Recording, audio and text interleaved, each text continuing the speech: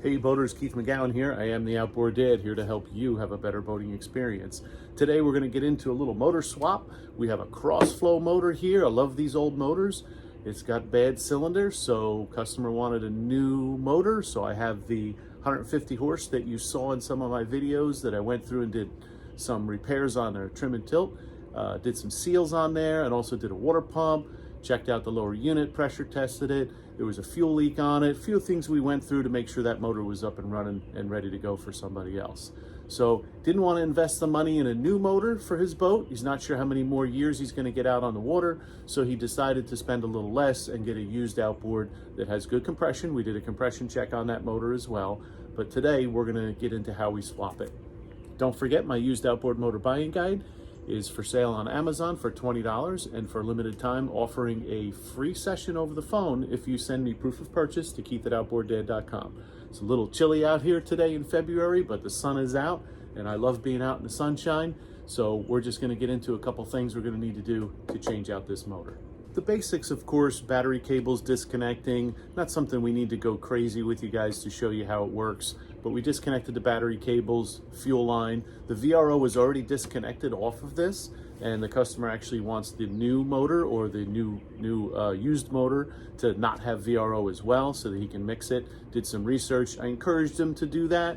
It's kind of up to each personal preference if they want to use it or not, and he decided, you know what, I'm just going to go ahead and mix it in my tank.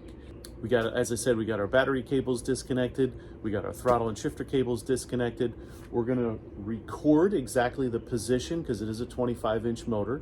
So we're gonna take a picture here of the, or I'll pop it in the video here of where it's located on the transom right now. But we also had a little steering was really stiff. So we were trying to figure out, is it the motor that's stiff or is it the cable? Because it's old school cable steering. So we disconnected the steering and our motor seems to spin freely. Well, it looks like we got to crank it up a little bit and let's see if our motor spins freely. Disconnected from the cable. We disconnected from our cable, so let's see. Motor seems to spin freely, don't have any issues there. So we're going to go ahead and turn our steering wheel and let's see if it's stiff.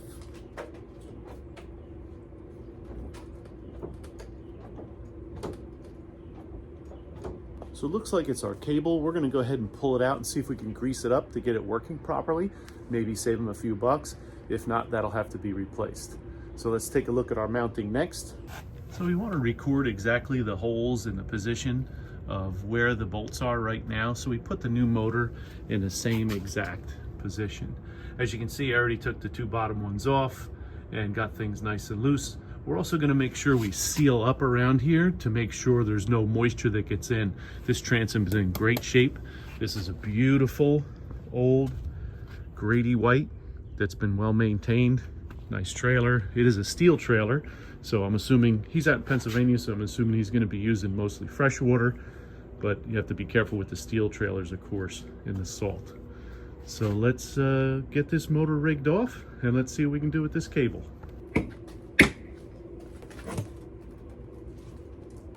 If any of you remember from previous rigging videos I've done, I have a nice little Harbor Freight steering wheel puller that I just have a nice big fat eye bolt that I put inside there.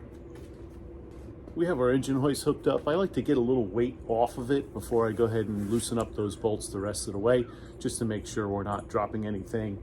The skeg on this motor is in decent shape, so we don't want to snap anything off or make matters worse. There's a prop on this he wants to use on the new motor or his new used motor that he's buying. So we're gonna make sure we take that off and be gentle with it as well. So let's get this rigged off.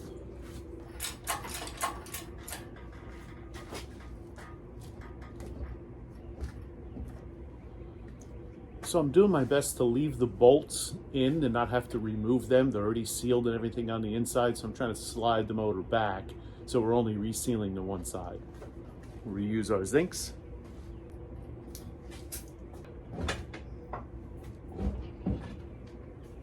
Now we're going to see how that steering cable can pull out. Now we have to put it back in with the new motor. So if the steering cable can be lubricated, maybe it's just stuck in the tilt tube, but we're going to see if we can lubricate it. If it's usable, we can put that used motor back on today and get that set up. If not, we're going to run over to the marine shop and get a new cable, possibly a new helm as well. Usually you get them at the same time.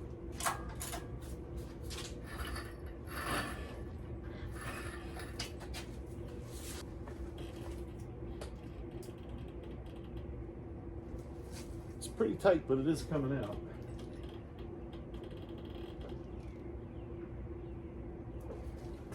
Once we get it out all the way, then I'll turn that wheel again, see if it's still stiff.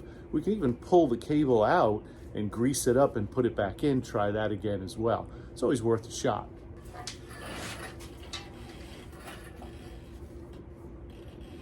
Wondering if this might be where it was stuck.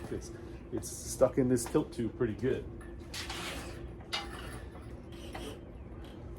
All right, now our motor is free.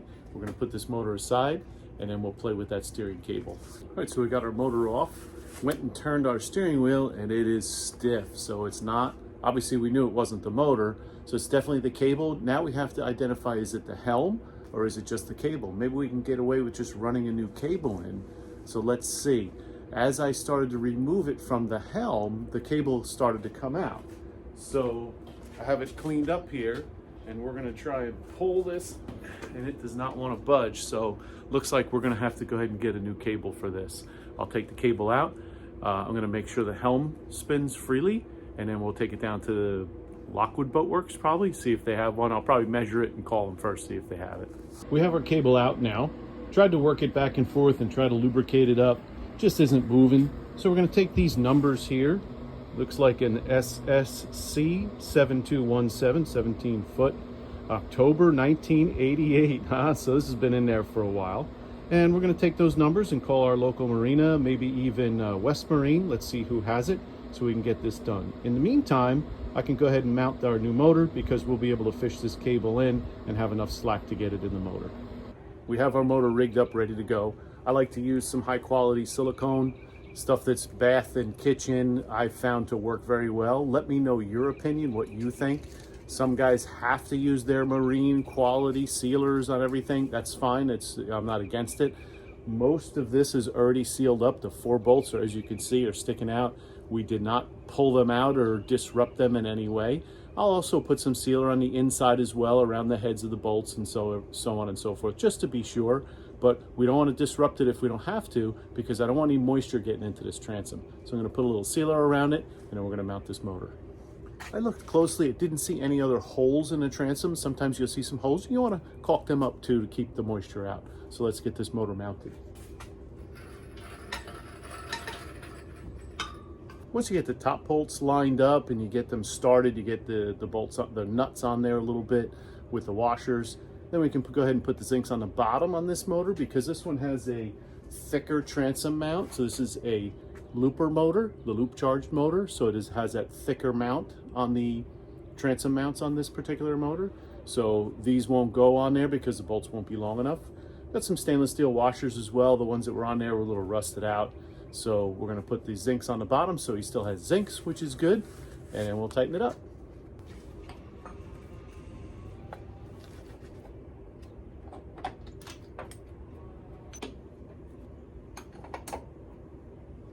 Now that I've got all the nuts snug, I want to release the pressure off the hoist and disconnect it, take it out of here. And then I want to just step back and make sure everything looks straight and level. You don't want the motor to be cocked on there. You want it nice and even. It should line up with those bolts and make it that way. But sometimes the transom, even though it's still solid here, we did a good test, and we'll do another test. I'll show you. The whole boat moves when I jump up and down. The transom has no flex at all. But that doesn't mean there's not some soft wood around those bolts, and they could shift a little bit. So we want to get it as straight as we can.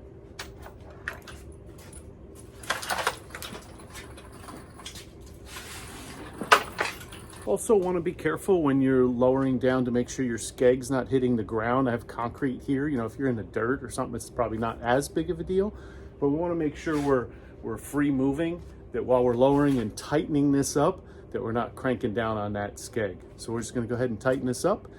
And then we're going to start getting into our cables. I'm going to have to run to the marine place to get our steering cable. We'll get that hooked up.